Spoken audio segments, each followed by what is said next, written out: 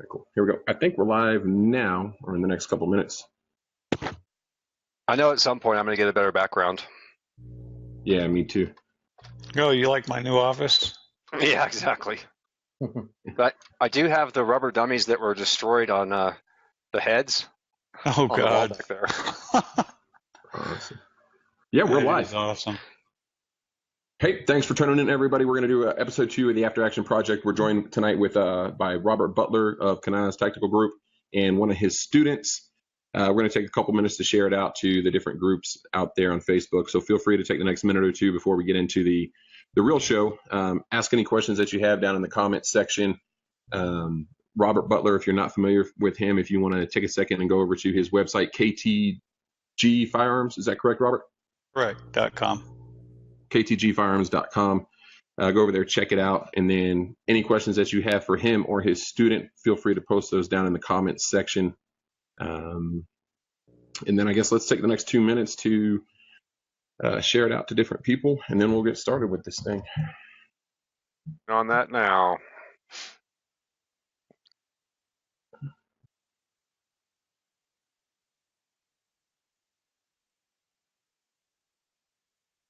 Andy, what have you been up to? So while we're doing that, we can have some not meaningless discussion, but some pretty easy. Lately, just been really been focusing on our upcoming classes. We've got quite a few coming up here soon.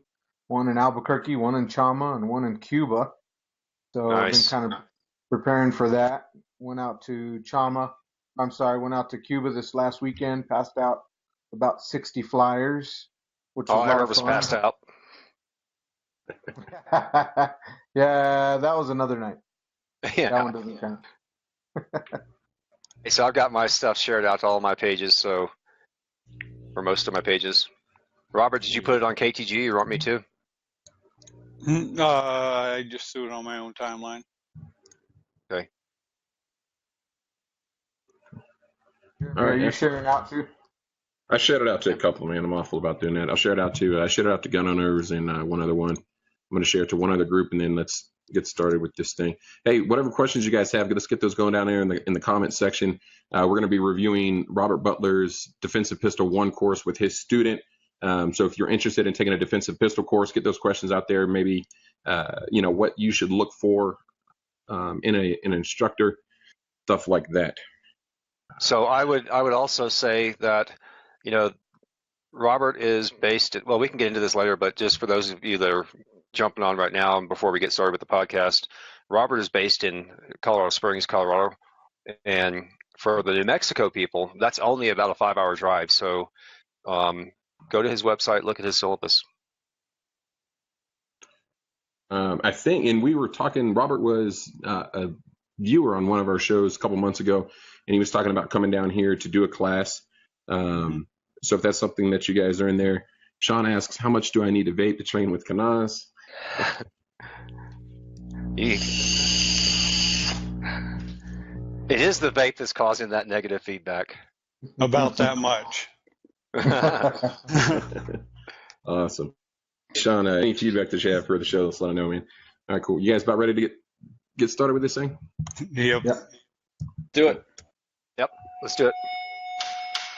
This is the After Action Project, and we're bringing you the student's perspective on firearms training. This is the podcast that takes you inside the eyes of the student and the mind of the instructor. From practical to tactical, medical to legal, and everything in between. If there's a course for it, this is your fly on the wall After Action destination. This is the After Action Project. We're your hosts, Judson Crossland, Annie Montoya, and Jeremy Gill. We're joined tonight by Robert Butler of Kenaz Tactical Group and his student, Dan Shockley. Tonight we're discussing Kenaz Tactical Group's Defensive Pistol 1 course. Before we get much further into the episode, Andy, why don't you tell our listeners the gear that they'll need for this class? Sure. So when you take Kenaz Tactical's Defensive Pistol 1 course, you're going to need a minimum of 350 rounds of factory-loaded commercial ammunition, 2 to 3 magazines, a minimum of 5 snap caps, and most importantly, your defensive handgun.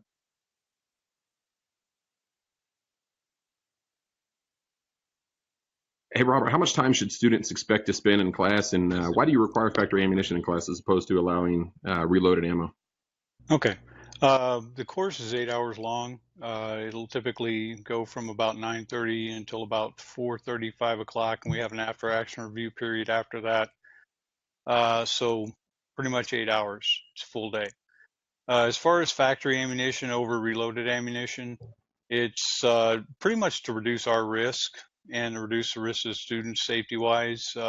Reloaded ammunition has a little bit more tendency to squib or malfunction than factory ammunition. Not saying factory ammunition is great all the time and perfect all the time. However, we tend to see less failures in good quality, high quality factory ammunition we do in reloaded or hand loaded ammunition. So that's the reason for the factory requirement.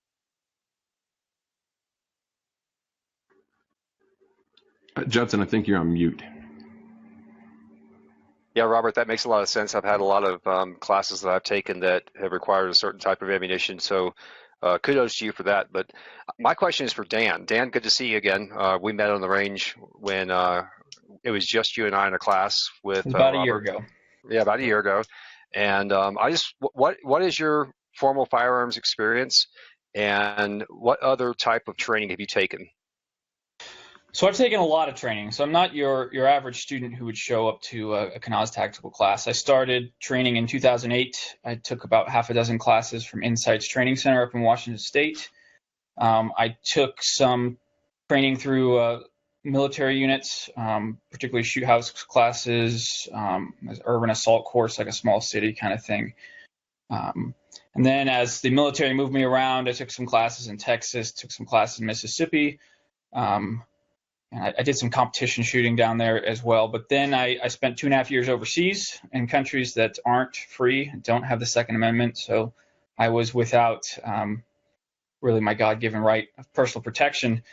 And then so when I returned to the States and went to Colorado, I researched the area. And that's how I found Robert. And I started training again and getting back in the swing of things.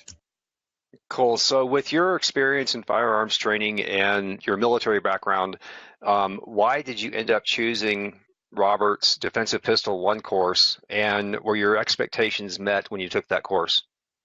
So when I was researching things in the area, obviously when you research Colorado and defensive pistol, you see Rob Pincus pop up at the top of the list. Right. But he was up in the Denver area, and a little bit farther drive. And Robert, he was teaching like 20 minutes away from my house. So that first I was like, okay, that's great. It's a reliable, easy place I can get to.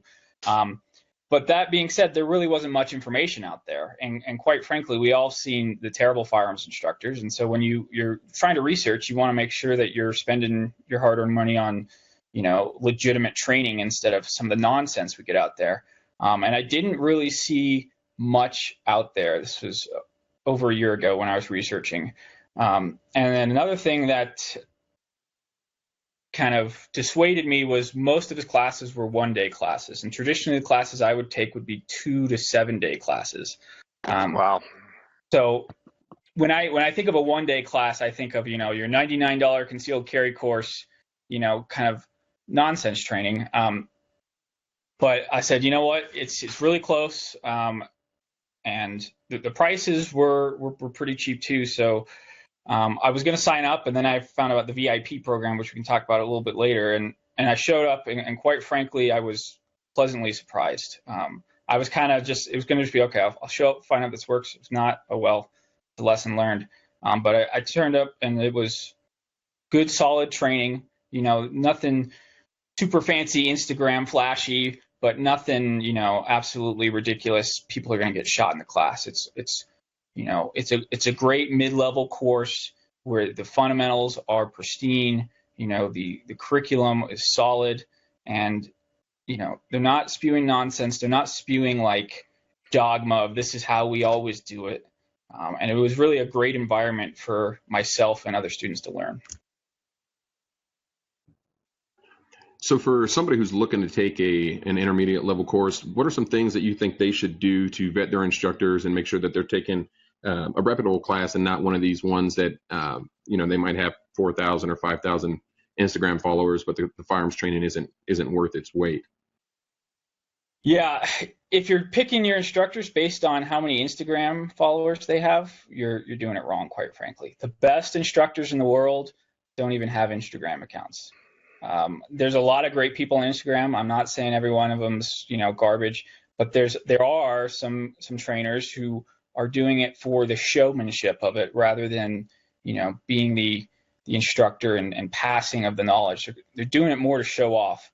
So I wouldn't ever say, check out how many followers they have. I would go to, try to find after action reports. I use lightfighter.com a lot back when I was in the day. Now it's primary and secondary. M4carbine.net had a lot of good after action reports. And now we're seeing, videos of after action reports, and being with the social media, we're able to see other students and how they portray the instructor. So I wouldn't go to social media to see the instructor, because obviously they're gonna put their best stuff on their social media, but see how their other students have perceived it, and particularly on some of the bigger websites, you'll see some trends pretty quickly of legitimate training versus kind of nonsensical training. Hey Dan, so you you talked about the 1-day class, and so was there an ultimate goal for you? What you decided, I'm going to take this class, it's 1 day. What would be an ultimate goal for a typical student that you would think that someone would get out of a 1-day defensive pistol class like you did? So for a 1-day class, it's hard to cram everything into a 1-day class, right? So you take a military class, it's a week long, and you really, delve into a lot of details, and you have a lot of personal growth. But for a 1-day class, and I understand why he does it, because it's a business decision, because most people don't have the money and the time and the ammunition to go shoot a 3 or 4 day class. But for a 1-day class, ideally you would want to get your foot in the door, to understand the importance of training, and to leave the class knowing where you're deficient and how you can improve that. No one's going to learn everything in 8 hours, but if you come out knowing where your deficiencies are, you can kind of put together your own training plan, or say, you know what, I was really poor in this, I need to get to another class on this. And it's kind of one of those things of you don't know what you don't know, and the more you know, the more you realize what you don't know. And so the more experience you get with this stuff, it kind of opens those doors and broadens your horizons to understand what more you need to do, because no one's going to be perfect after 1 day of class.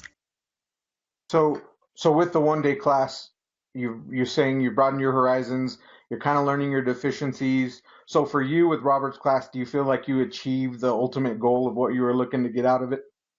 Yeah, for me, it was really to knock the rust off, because it'd been about 2.5 years since I had shot a pistol. I'd done some rifle stuff overseas, but pistol craft in the military is very rare, and it's only for really the door kickers and face shooters in the military, which is not myself.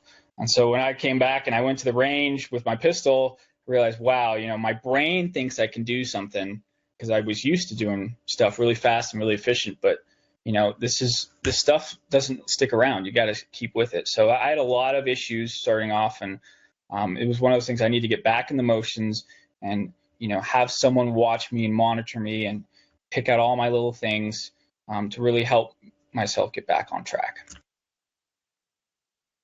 Awesome. And then just one final question on that. So with the military background that you have, and coming into a 1-day civilian training class, a lot of times as instructors, we see military guys come in and they have a completely different kind of training regimen of how they've been taught compared to a civilian class.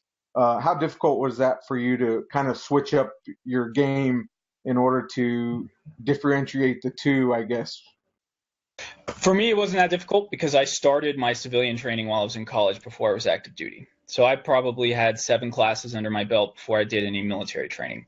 Military training, it has its quirks and stuff, and a lot of it's more tactics rather than skill-based, like, weapons manipulations and things like that.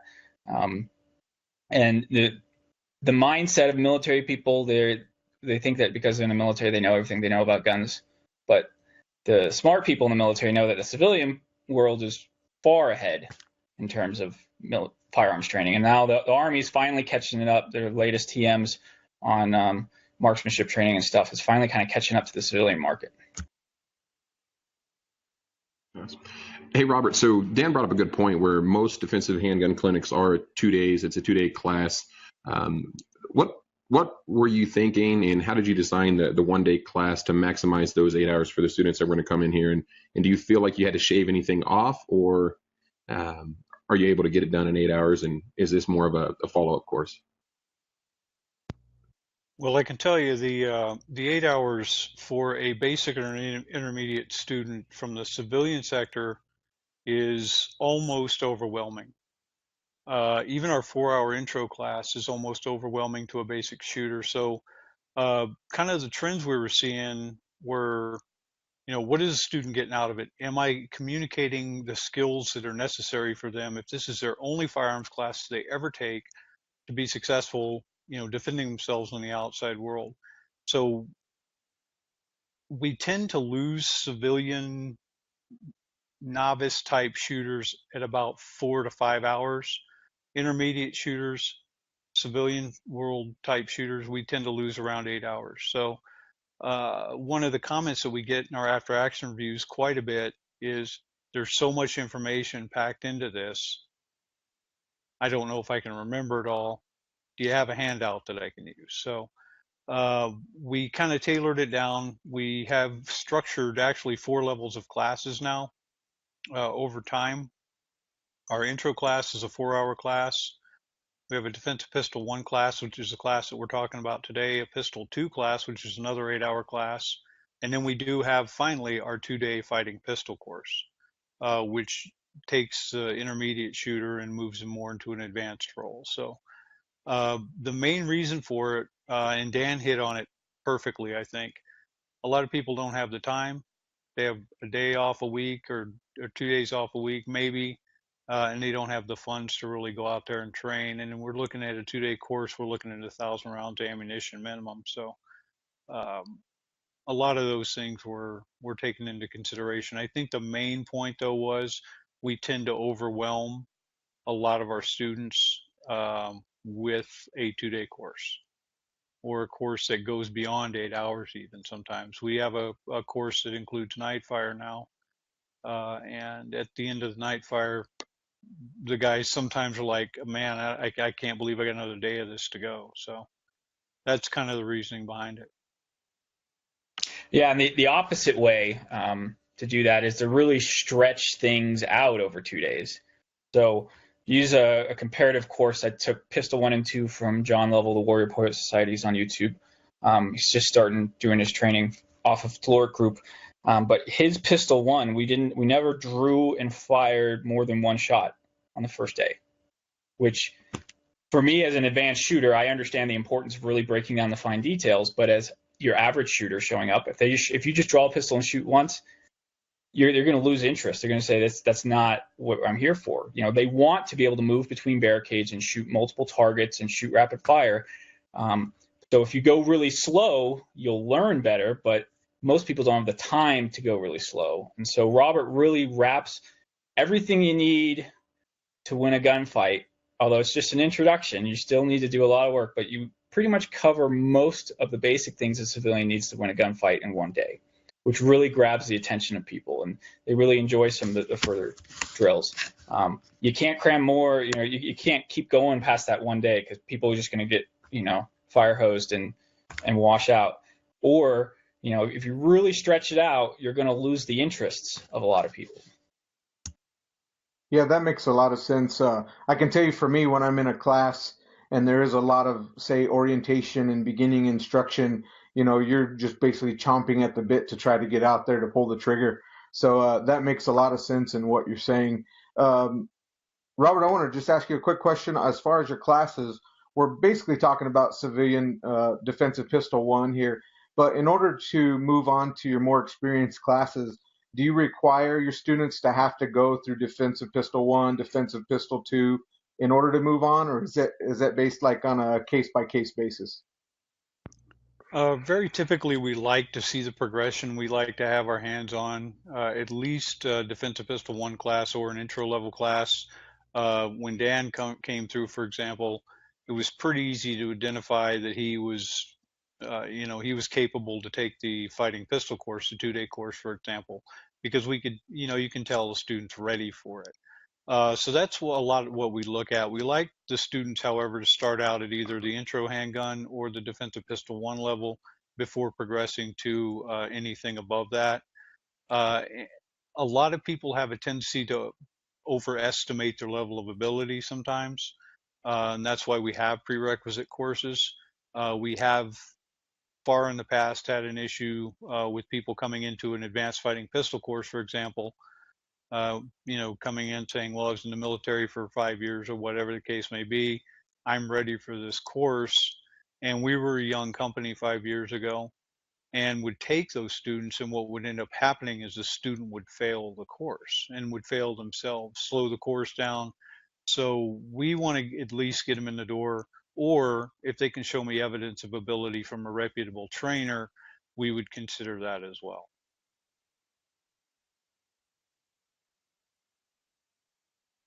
Awesome. So Dan, talk to us a little bit about the class and the instruction that you received. What are some of the skills and drills that students seem to really benefit from? You had talked about Robert being able to really wrap everything or the vast majority of stuff that a civilian would need to win a gunfight into the 8 hours. So what were some of those drills and training that you received, if Robert doesn't mind us talking about them here for everybody? So a lot of the drills all have purpose. Some of the classes I've been to by other instructors, like, you're just learning skills on how to shoot guns faster or reload faster or things like that. But Robert really kind of will put in a defensive context to the drills we're doing in terms of, so for example, engaging multiple targets. A lot of people from the competition world, they'll engage one target, quickly transition to the next target and engage it and, put 4 rounds on target and then the drill's done.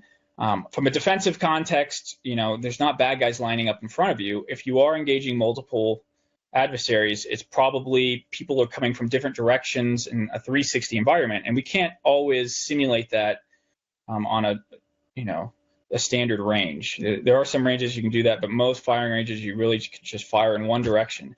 So although the 2 targets are in front of us, we're going to engage one target, make sure the threats stop, search and assess, then engage the second target, as if during our search and assess, we identified a second target. Someone else has run onto the scene, come around the corner, his buddy stands up and pulls out another gun, something like that. You really have to put context, and it's not just about shooting as many targets as we can quickly, which is a good skill in itself, but in a defensive nature, you need to be able to identify targets, understand that not everything's going to come at you from in front of you, and really kind of understand and get your brain wrapped around that situation. So it's more thinking in that defensive context than just how fast can I shoot. So Robert, I've got a follow-up question based on what Dan just said. What type of techniques and drills do you use to put that defensive mindset into your students? So, Dan talked a little bit about the drills.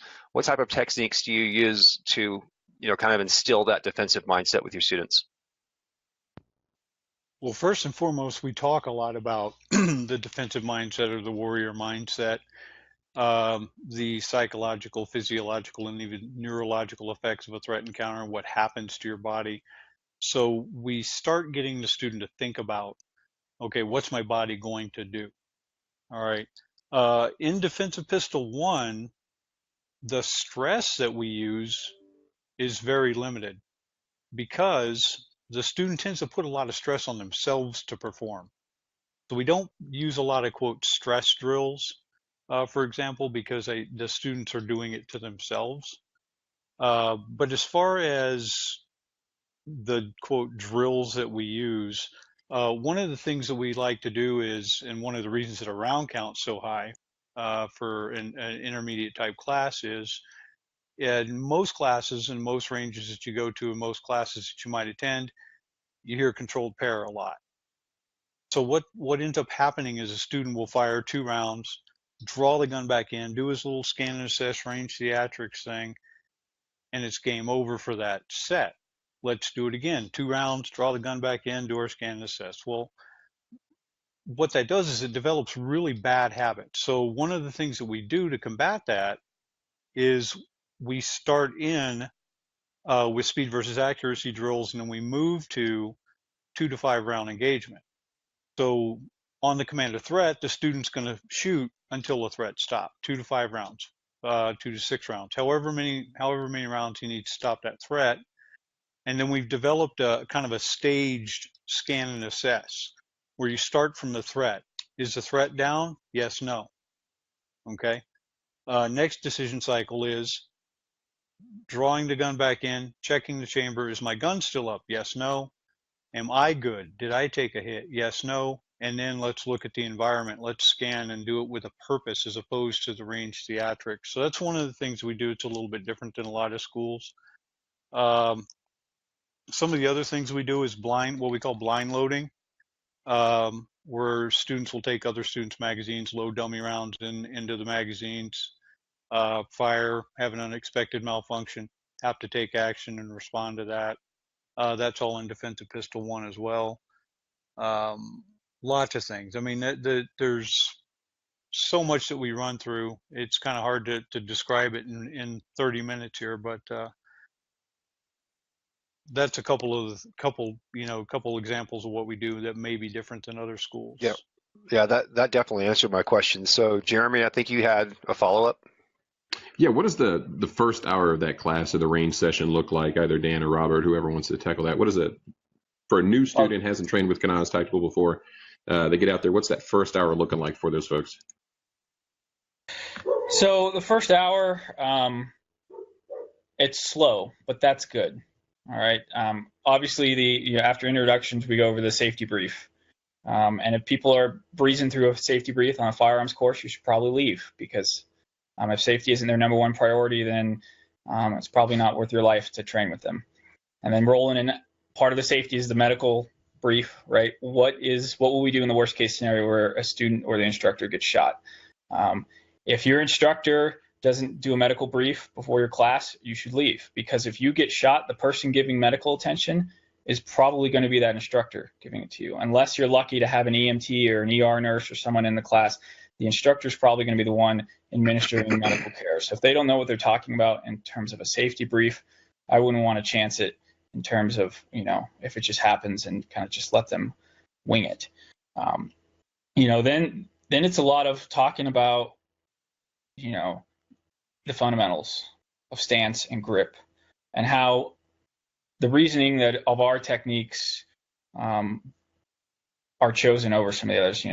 Talking about Weaver versus isosceles, talking about squaring up on the target and being able to use all your vision, and using that startle response to your advantage instead of disadvantage, things like that. And then going into grip and stance and doing a lot of dry fire.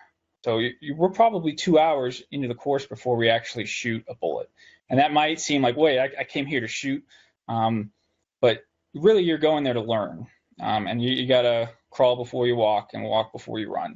And there's a lot of fundamentals that you need to make sure you have down before you start doing the moving and shooting stuff. So in some of the more advanced classes, I've seen people show up that didn't have the basic class into their pants, and they struggled a little bit quicker because they didn't have that foundation. But in the Pistol 1 course, Robert takes the time to build that foundation.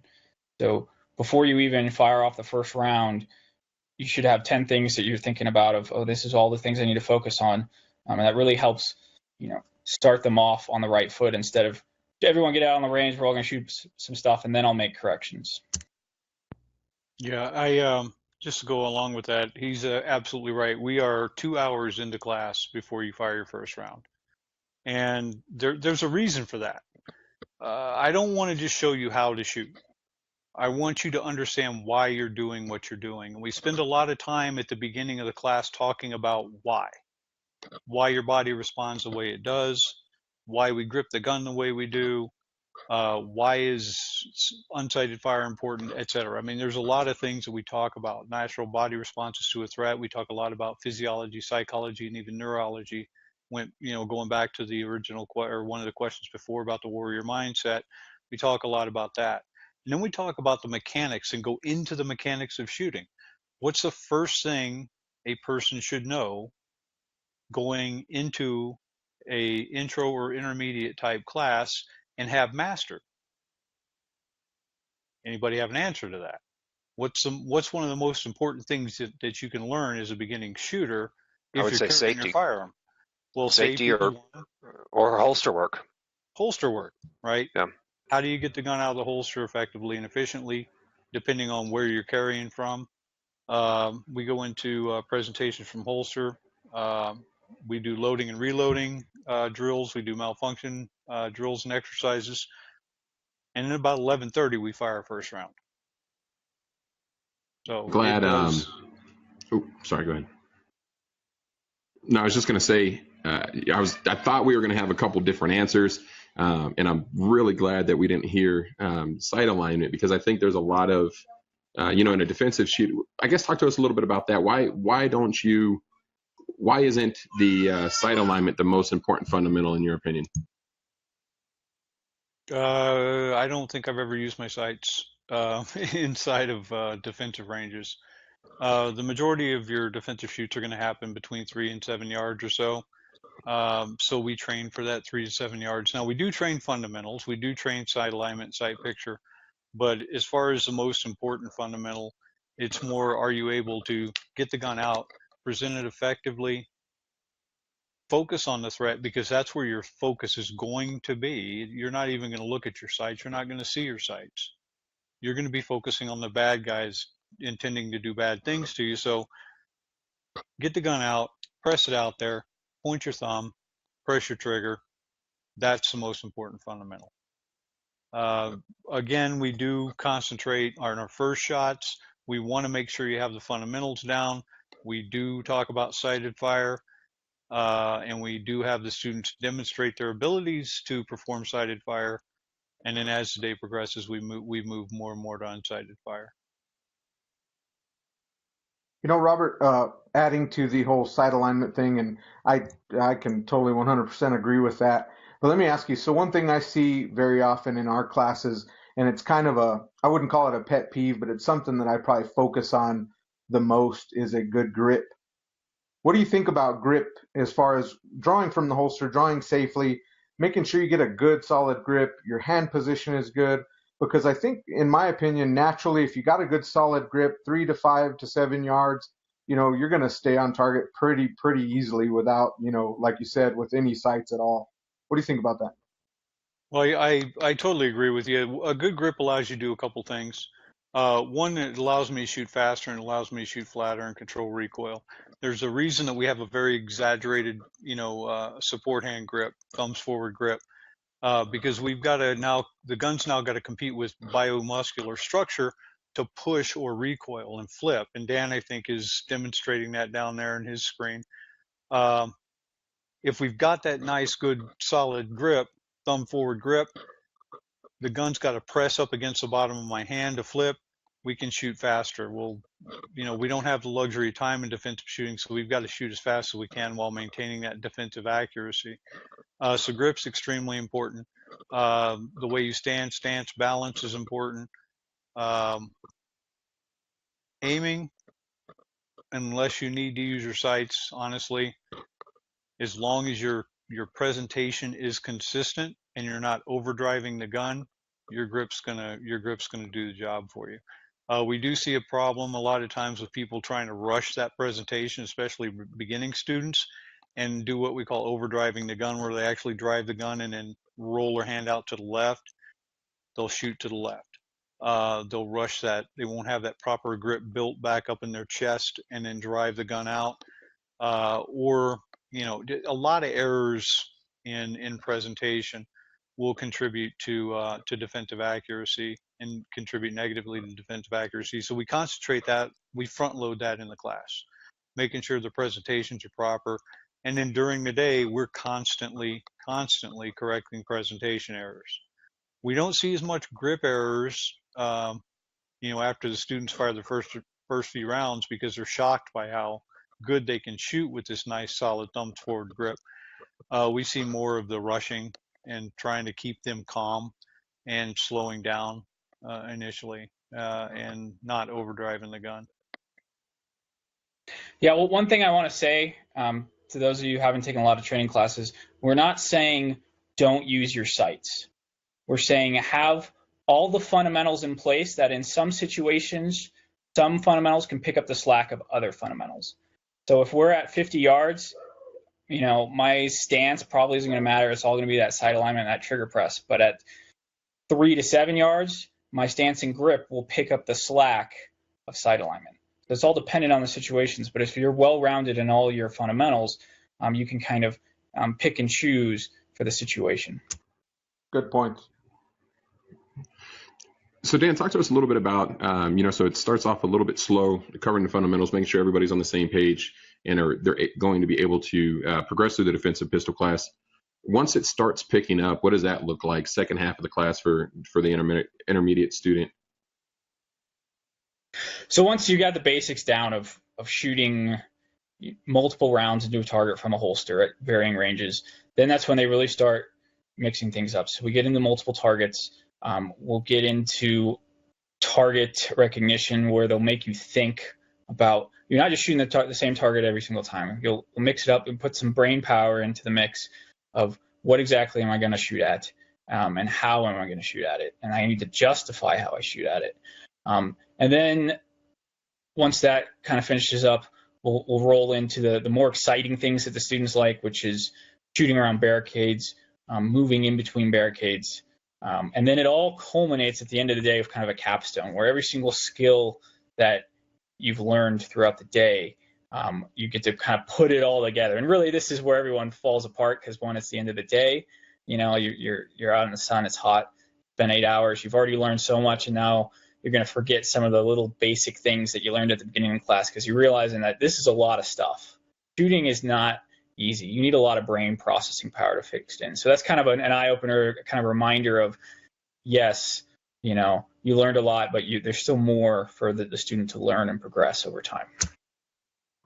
So Dan, how many classes have you taken with Robert? So I'm a VIP student, which it's the worst business decision Robert's ever made, but he always supports it. It's $500 for as many classes as you want for the year, minus a few of the big ones like the medical, precision rifle, but I believe you get discounts on those. So when I live 20 minutes away from a range and I can show up and I just have my own ammo, that's my only cost. I've taken 18 classes from Robert this last year. I think maybe even more. I think that's what I have I have certificates, but after about the third or fourth time I've taken a class, I just tell Robert, don't give me the certificate. It doesn't matter. I don't need more. So I've taken a lot of classes with Robert. I've taken pretty much his entire curriculum at this point. Yeah, and I can actually segue off of that with, I was a VIP student for the last year. I didn't re-up this time, but that's a totally different, there was a very specific reason for that. However, I am going to go back and become a VIP student, because this year I chose to take on some other training, and I kind of moved that money over, and I didn't have the time to actually come over to Colorado Springs, which I'm 5.5 hours away. But next year, I'm actually going to re-up as a VIP so I can get back over there and train with you guys more. But and I've also taken almost every class Robert's offered, with the exception of some of the bigger ones. I haven't taken fighting pistol. I haven't taken the close quarters vehicle. There's a couple other ones in there that I haven't taken, but I too have a stack of certificates that, I've got some of them on the wall, but I'm like, at what point do you just stop getting them? But so the question I have for you, Dan, is when I first started training with Robert, I didn't have a lot of expectations, but I also, I wasn't a new shooter, but I was a new trainer. And what was the one thing that you would have wanted to know before you took Robert's class the first time, whichever class that may be, but whether it's the concealed carry? I think you and I actually ended up in the basic fundamentals pistol class. Yep. And we both shot, 10,000 rounds a year for the last 5 years kind of thing. So what was the one thing that you would think that you would want to know before you took Robert's first class? I would have liked to have had higher expectations, because I wasn't very confident going in. I did not know Robert. I did not know Kenaz. I didn't find many people who did know. I think I found one after action review. And so when I kind of went in not taking it as seriously as I would have gone into another class, knowing what I know now, I wish I had taken more risks going in. So I'm a new appendix carrier. So the first several classes I didn't wear my appendix holster. or my strong side, just because that's what I was used to. But knowing that the level of quality of training and the level of safety, I should have probably pushed myself more and taken advantage of it more at the beginning. Right on, man. So, Dan, if you could go back in time and choose another trainer to VIP up with, would you actually choose Kenaz again? If like, say, some other trainer that you've always wanted to train under, pick your internet superstar that has an Instagram account or doesn't, would you choose to go with Robert, or would you go with somebody else? Well, if we could raise Pat Rogers from the dead, I have to go with Pat Rogers. Obviously there's some shooting icons out there, and Robert doesn't have a huge ego. He knows he's not Pat Rogers. He's not Masad Ayub. He's not, we all know those big trainers that have inspired, generations of trainers and shooters. But I have no regret signing up for the VIP. It was a great decision. Once you've taken the same class 5 times, you're probably not going to learn new things. So you certainly need to get out of your own bubble and go out and still train with other people. But knowing that this Saturday I have 8 hours of training, and I know I have these 3 personal goals, and it gets me out to the range and it gets me out to that social environment, and I see the same guys every once in a while and kind of have that social community aspect.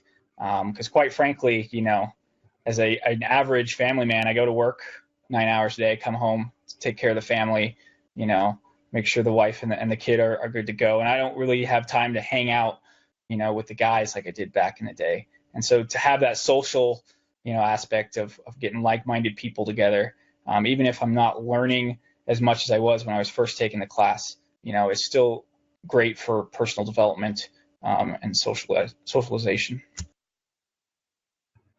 That's awesome. And we love hearing when a student would go back and pay for the course again after taking it.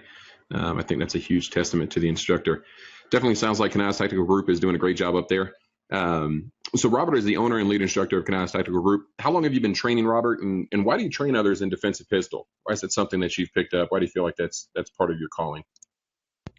Well, I guess I started training back in my military days. I'm a Cold War survivor from the Army. I joined the military in 1984, so started training back then. Started training professionally part-time about 2002. We took the company full-time 5 years and 1 month ago. So I'm one of the only full-time instructors in the state of Colorado. Pretty proud of that. We've survived that. Most of my training came from military and law enforcement, training with other instructors. I've trained, with Rob Pincus, Dale Comstock, some of the other guys out there. Why do I train defensive pistol? Because people need to be able to defend themselves, 1. 2, I experienced training. And some of it was not what I would consider good defensive pistol training. Shout out to Rob Pincus, good friend of mine. The guy does an amazing job. I've been to some classes, not so much. And I'm not going to name instructors. But I didn't feel that I got a value out of the training that I received. I was doing repetitive stuff. I was reloading 27 times, for 3 hours. And there was really nothing in there that was really driving me. And at the end of the day, I didn't feel like I could defend myself if I had to. So when we started training, I wanted to be able to give people at least the minimum tools that they could go out and survive a threat encounter if they had to use their firearm in self-defense. So that's why we train defensive pistol and not competition or anything like that. There are some differences, and I think that's a whole different discussion. If you want to see a good series on that, look at Worlds Collide with Leatham and Pincus. I think they did an outstanding job on that. And I give them a shout out on that anytime I can. But for us, it's important that people be able to defend themselves.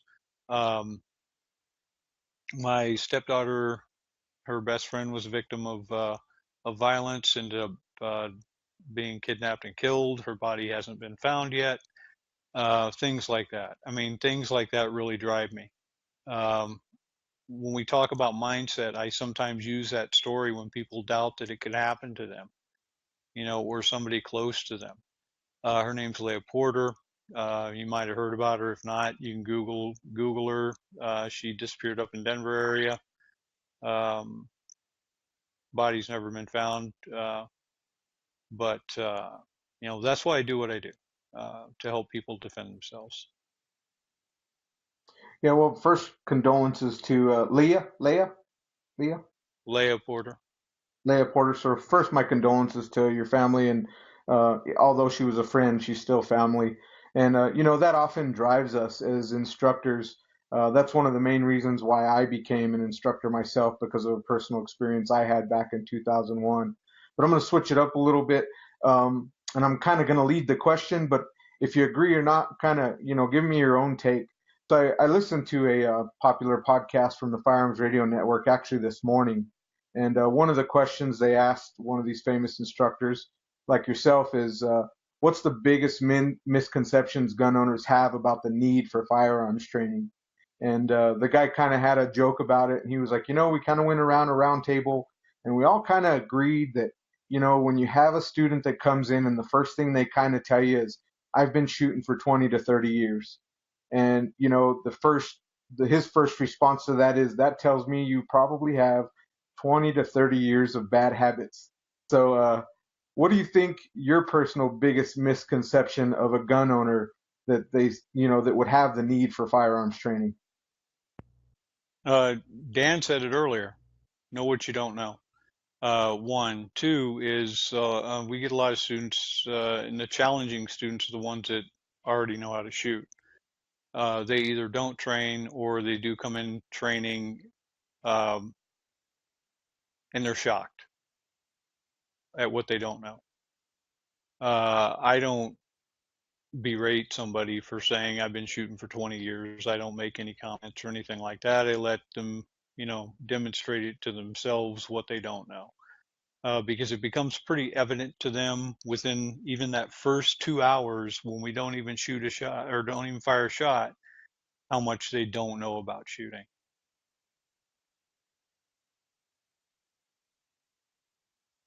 Absolutely. And I know everything about shooting gets really perpetuated in the military as well. I just requalified with the M9 a couple weeks ago, and the guy I was sitting next to was a guy who carries a gun for his job in the military. And in the Air Force, that's not many people who get that. And so he thought he was going to be the best in the world. And he probably knows a lot with rifles and stuff. But when we were shooting M9s and, I shot a perfect score and he rushed himself and he didn't even score expert. And it's not knocking on him. I'm sure he can kill bad guys like the best of them. But when you don't train, you're not good. It's just flat out. And if you don't keep training, if you were good at one point in time and you think you'll always be that good, no, unless you're training all the time. The one thing that I was told in my first class, and I now kind of perpetuate this, is, we just all bought a cool Mustang and everyone likes it, but now we need to pay the monthly payments. We pay that down payment of the training course, but now I need to pay my monthly payments and maintain my proficiency. And then, you can't just take one class and think you're on top of the world and you'll be there forever. Yeah, we say this very often in the gun world, and I think it goes without saying, but I like to repeat it kind of often because I want this to stick in people's head. Basically, to sum that up, is training and shooting is a perishable skill. You don't continue it. You might have been the best sharpshooter 10 years ago, but if you're not continuing that training, you can definitely lose it. As instructors ourselves, sometimes we don't get to get out on the range as much as we like. And it's funny when you go back out there, you're like, oh man, boy, I've been out here. It's been a minute since I've been out here. I need to get back on there. But going back to you, Robert, let's think about a bigger picture beyond Kenaz Tactical. The training industry, what do you think they can do to overcome this misconception that, I've trained or I've gone to a class and that's good enough. What do you think we can do as an industry to better that? Well, we've got to be better ambassadors to, the industry itself. I mean, there's a lot of ego in the training industry, and that tends to turn off a lot of people. And I get a lot of repeat customers. I get a lot of repeat students, and I think part of the reason that I get a lot of repeat students is I don't have that ego or that big persona that intimidates people. One, two. Like I said, we need to be better ambassadors. We can't stop stressing training. We've got to stop doing stupid stuff, and we've got to stop worrying about Instagram hits. As an industry, I really we do. I mean, I've seen so much lately that I really just kind of shake my head at, and not from reputable instructors, but I see it more from people that are just trying to make it in the industry. Well, if you're good, the cream rises. You'll make it in the industry. I've been around 5 years, and probably 90% of the people here don't know who I am. Guess what? It doesn't matter if you know who I am. What matters to me is, are you successful at the end of my class? Okay. Are you coming back and taking classes with me again? That's what's important to me. Building relationships with my students. We all need to get better at doing that. Dan had mentioned it earlier, the camaraderie of the VIP program. He said it was my biggest business mistake ever because, I have two different levels. I have a $500 level and I have a $1,200 level, and it entitles you to two different things. But what it does do is it starts building that camaraderie in the shooting community, because a lot of my VIP students, and I think I'm upwards of 190, almost 200 VIP students, it builds a community, and these guys become friends on the outside. They go shoot together on the outside. As a matter of fact, just last week, there was a couple guys that drove 2 hours to go shoot precision rifle with each other that didn't even know each other before a precision rifle class, and they're both VIP members. So I think we need to get better as instructors and not worry so much about trying to beat other people down or beat other instructors down or do things to, quote, make us Instagram famous, and start concentrating on what's important, which is our student success. Because at the end of the day, that's all that really matters. We'll make the money comes, we generate revenues. Who cares how famous you are?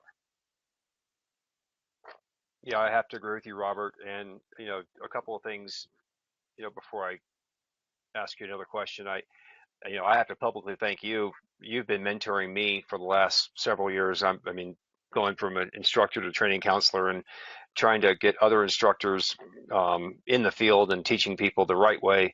And the one thing that you always have said to my instructors when I have you RSO for my classes, because you're, right there, is I always have you give them, your speech, because you're doing this full time. You're out there every day. And the one thing you always tell them is, don't go and try to open a training company tomorrow, because one simple certification is not going to make you a great instructor. Doing it in and out every day and doing it the right way is what makes you a good instructor. So, I mean, I just want to thank you for that. And, those instructors that are just struggling trying to make it, they really need to just sit back and just inch by inch kind of thing, and not try to. I mean, I have a lot of my instructor candidates and instructors that just want to, go out there and start a company tomorrow and become a full-time instructor. It just doesn't work that way. But my question is, talk to us a little bit about why a gun owner should take a Kenaz Tactical Group defensive pistol course. I mean, what is it? What's in it for them? As far as our listeners are concerned, because obviously we all know what's in it for us, but what's in it for that student that just signs up and says, I'm taking my concealed carry course. Now I want to take this next level course. What do you think is in it for them? Well, one, I appreciate when people have their concealed permit courses. In fact, most of my students that come through our courses already have their concealed permit courses. Concealed permit courses are probably 5 to 8% of my revenues overall. So I get a lot of students that are coming back and self-identifying that they need further training beyond just that, in some cases, 2-hour coffee talk concealed permit course. So they've kind of self-identified the need for training. As far as what they should expect, was that the question? He's muted. Yeah. What should a student expect to gain out of the class? Oh, what should a student expect to gain out of the class? I think Dan covered it. I don't know if I could really go beyond that. They should expect to be challenged. They should expect to learn quite a bit. They should expect to learn their weaknesses. They should expect to be honest with themselves, because we do an after action review where I force them to be honest with themselves. I don't just talk about, what I perceive your strengths and weaknesses were, but the student also has to do a self-evaluation. So they're going to come out of it knowing what they don't know. And I think that's the biggest expectation, is knowing what you don't know, and coming out of the class a stronger shooter, but being able to identify what you need to work on, whether that be, taking another class with us, or what are you going to do the next time you go to the range? Are you going to shoot pumpkins, or are you going to work speed versus accuracy, drills? What are you going to do? So that's what they should get out of it, I think. I can tell you, Dan had mentioned that he's taken 18 courses. I think it's more like 21 now, but the reason the reason I actually had Dan on the show is he is our probably most challenging student ever, as far as the after action review goes, because not only is he honest with himself, he's honest with us, and he's done a ton to help the company develop and redevelop courses and things like that. He's been our most challenging student. So he's definitely not a ringer student of mine. I could have brought somebody else on here like Judson, who would have sang my praises all day long, right? But I brought our most challenging guy on here. But I think Dan can sum it up pretty much, what a student could expect, and I think he has summed it up earlier, what a student should expect out of the class. So Yeah, he did a great job with that. So Robert, I've taken a lot of your classes. I've taken a lot of other classes, and where do you think Defensive Pistol 1 should fall in someone's repertoire, so to speak, of their training? So their first class would be like basic pistol, getting the basic fundamentals, the NRA way, whatever, however you want to put it. Next class would be like a concealed carry class, or maybe it's a private instruction class. Where do you think Defensive Pistol 1 really falls in that repertoire of classes that have certificates on the wall, all the way up to like advanced fighting pistol? Where should somebody start thinking about taking this class? Actually, again, I'll defer back to Dan. Dan's taken this class so much that he teaches it now, and I'm not even kidding.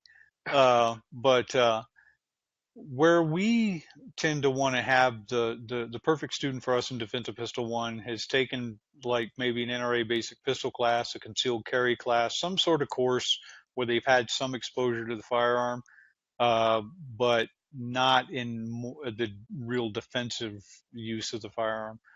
So that's what we're really kind of looking for, is that student, the beginner to intermediate student.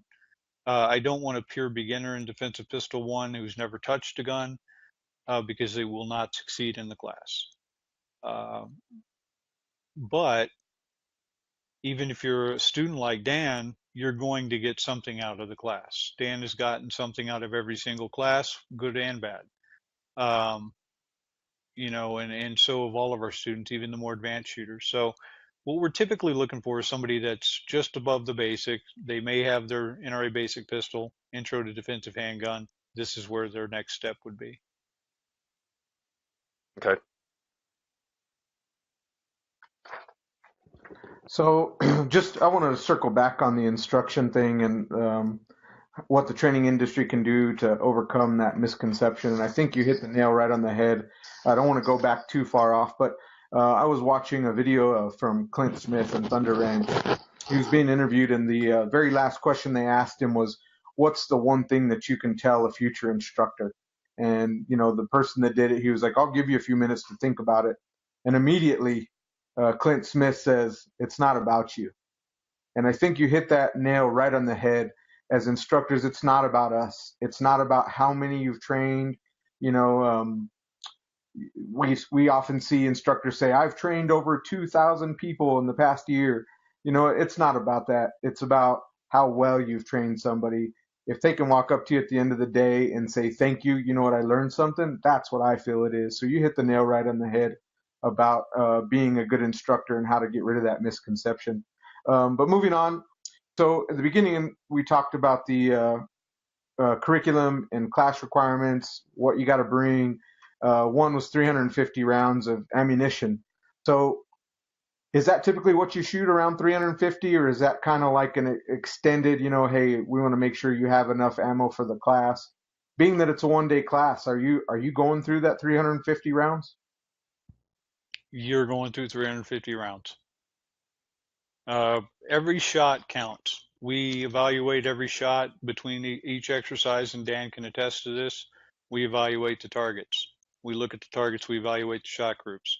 What elevates the shot, the shot count is, I alluded to it earlier, the 3 to 5 round strings, as opposed to just firing controlled pairs. That adds a lot to it. What we're trying to do is get out of the mindset of shooting 2 rounds and drawing the gun back in. Fire until the threat's gone. And we can't do that if we're just firing controlled pairs all the time. That elevates the round count. Some of our drills at the end of the day, the final drill where we actually move between barricades and start using cover and concealment properly, making decisions, firing at proper targets that are called at any given time. People tend to use a little bit more ammunition in that exercise than they would, during the class. But we've got that one rolled out. I believe that one is 60 rounds minimum on that exercise alone, on the final drill. So, yeah, that's why the round count's so high, because we don't just shoot 1 round, 2 rounds, controlled pairs all day long. We actually challenge the student. Yeah, I would actually say from taking almost all of Robert's classes, that bring as much ammo as you possibly can, because it's a shooting class. It's not. I mean, it's a mindset class, but when we get into the drills, we're shooting. So, Robert, I've got a question for you. This podcast is literally going to be listened to by dozens of people. So if one of those listeners wanted to take one of your future classes, what type of training or mindset kind of things can they do as far as drills or whatever to prepare for Defensive Pistol 1? Nothing. Nothing. With an open mind. Come with an open mind. Yeah. Yep. Don't do anything. Don't try to practice beforehand. Practice doesn't make perfect, and YouTube University has more failures than successes. So just come with an open mind, and whatever their class requirements are. Good answer. Perfect answer. Dan, is there something that you did back the first time you took the class? Is there something that you did to prepare for it that might help other students, or are you kind of in the same, just don't do anything to further don't in some bad habits? Yeah, the bad habits is one thing that I always see when I'm seeing new students on the range. They think, "Oh, I've been shooting competition. I know how to shoot this." And my dad had taught me to shoot when I was 6 years old. Man, I can shoot. No, as long as you know how to load your gun. If you could shoot pumpkins at the range, something basic, like you're not absolutely terrified of the recoil, right? That's pretty much where you need to be, right? We're not going to teach you this is the first time you're touching the gun, but if you can load the gun and shoot it at a target, and be able to hit, the 4 foot by 2 foot target, then you're in the process and you're ready to be taught the fundamentals. Because people who go off and teach themselves, they have no idea what they're doing, and it's not a knock on them. It's just they're not experienced with it. I went to another class with another instructor recently, and about 75% of the first day was people who had never been to an instruction course, and they had all, thought they were great shooters, and they all had watched lots of YouTube videos and stuff.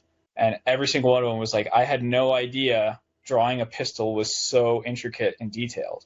And so if you think you can teach yourself these things, unless, your best friend is, an IPSC grandmaster or something, it's probably best just to wait for a qualified instructor to teach you those basics.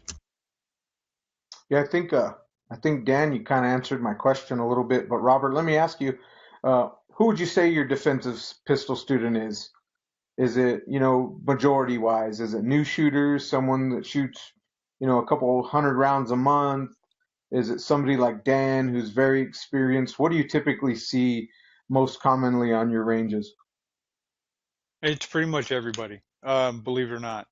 The youngest student I've had take Defensive Pistol 1, I think, was 7 years old. The oldest was 91. I've had people, male, female, military, civilian, law enforcement, pretty much the gambit, and everywhere in between.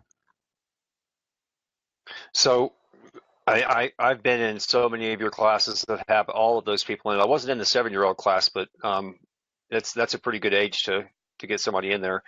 When I walk into a class, I have several different goals in front of me. I have goals for myself. I have goals for my other instructors or my co-instructors. I have goals for my RSOs. What is your goal for your students in your classes? To learn. That's it. To learn what they didn't know, to figure out and to identify weaknesses that they've had, and to applaud their strengths. That's what I'm looking for. Awesome. Do you think Robert achieved that goal with you and the other students in your class? Say that again. I'm sorry. I was The asking question Dan is for Dan. I was asking Dan if he felt like you achieved that goal with Dan and the other students in the Defensive Pistol 1 course that he took. Absolutely. It's hard to read the minds of the other students, but I've never seen a student disappointed after a class or felt that they, didn't get their money's worth. Obviously, everyone showing up kind of has their own idea of what they want to do in terms of taking the class. But I've never seen an upset student because of Robert. There was one upset student because of the range we were at. That's a different topic. But it wasn't really Robert's fault in that, and we've actually fixed that problem since then. But in terms of showing up and learning, I've seen very experienced people show up and learn. I've seen brand new people show up and learn. So everyone gets something out of it. Yeah, I was actually there was that one time we were in a rifle carbine 2 or something like that. That was an interesting class, but just more of an inside joke with Robert and I than anything else. But cheers. Awesome. Hey, Robert and Dan, what parting advice do you have for shooters in general? Your next gun you buy is a training class.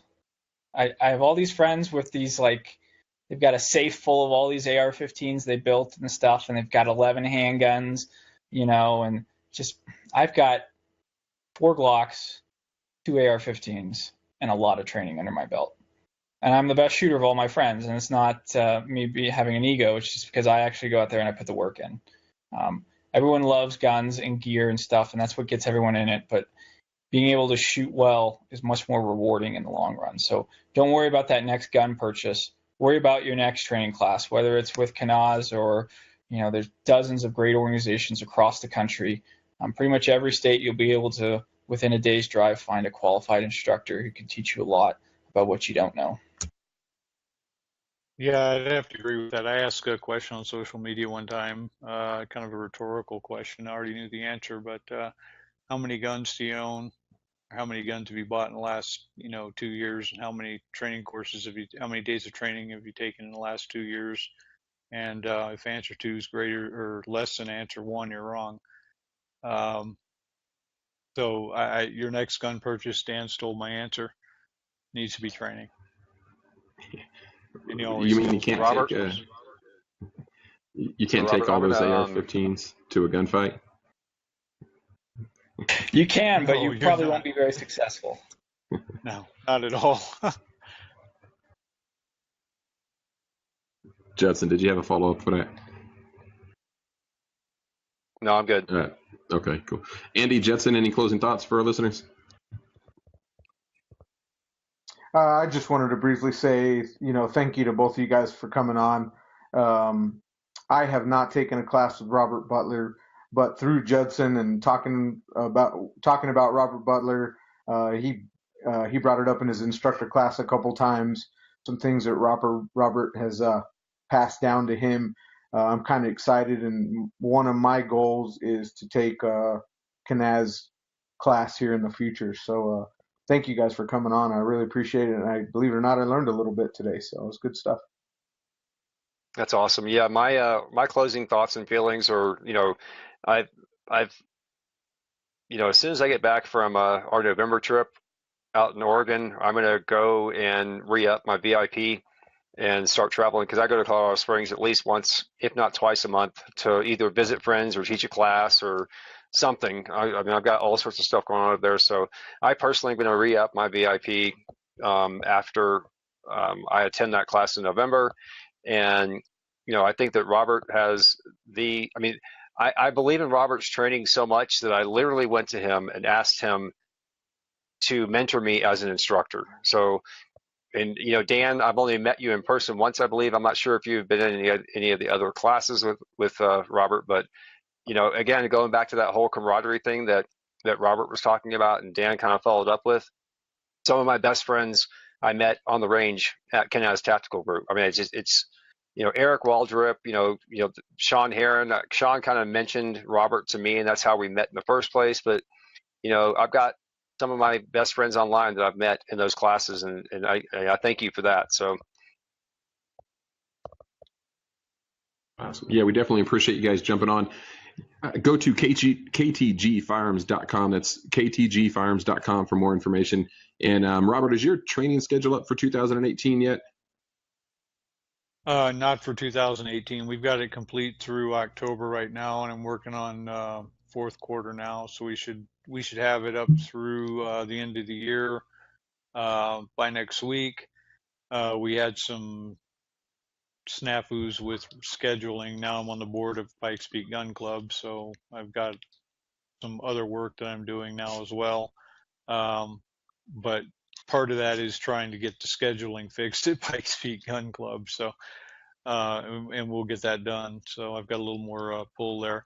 But we should have the training schedule up for 2017, 2018. We're in planning process right now, and the offer still stands. You guys more than welcome to invite us down there. I'll make the trip. It's not a very long drive for us. We usually end up in Houston or Minnesota or Utah or somewhere else, that's 15, 16 hours away. A little 5-hour trip's not that bad. We're willing to do that for you. Yeah, absolutely. yeah, It's definitely. So yeah, we've been talking about doing this thing in Albuquerque for about 2 or 3 months now, maybe longer. And the biggest thing right now is dates. And we're gonna put something on the books November, December, January. Bring Kenaz Tactical Group down to Albuquerque.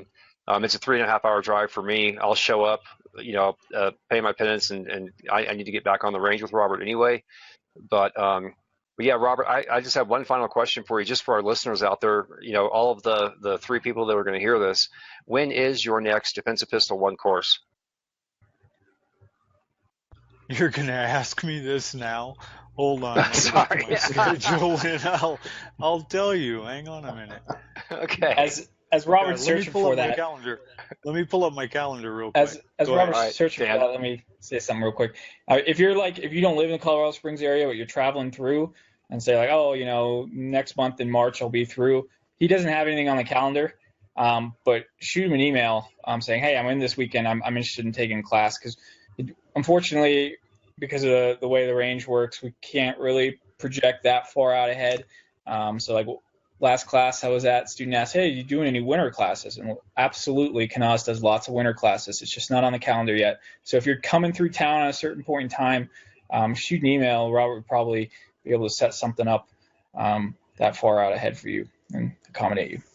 Yeah, we'll have his email address and all that information in the show notes and the comments below. What's your Instagram account, Robert? Oh, it's at KTG Firearms, but KTG I don't Firearms. use it much. I think I've got like 700 followers or something on it. Big deal.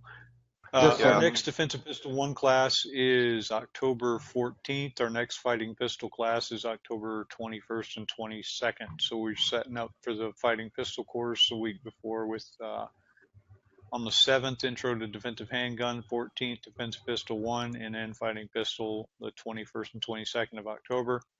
And then we have a Tactical 16 we like shooting special event the 29th of October. So October schedule is complete. And as Dan had mentioned, if you don't see something on the schedule and you're in during the week, I'm open for private classes Wednesday through Friday.